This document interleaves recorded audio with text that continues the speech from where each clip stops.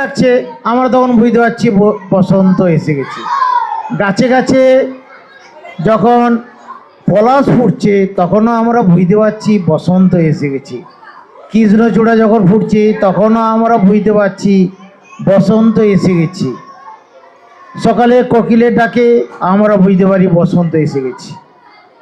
আর যখন মা বাবা এই কাঁথা কম্বল আর সোয়েটার গুছাতে আরম্ভ করে তখনও আমরা বুঝতে পারি বসন্ত এসে গেছে, আর শীতের জিনিস পরা চলবে না।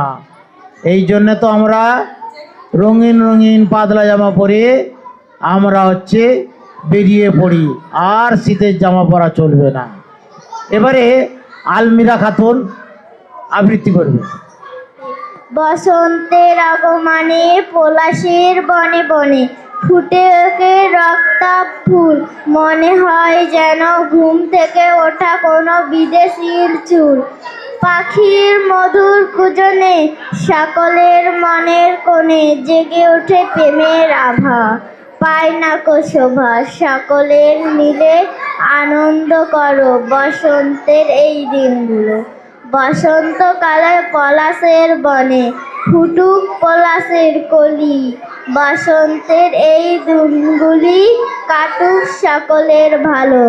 দোলের উৎসব শুরু হলে সকলেই হোলি খেলো। এই কটি লাইন বলে করলাম আমার কবিতা শেষ। সকলের মনে থেকে যাক বসন্তের করা আনন্দের রেশ। নমস্কার।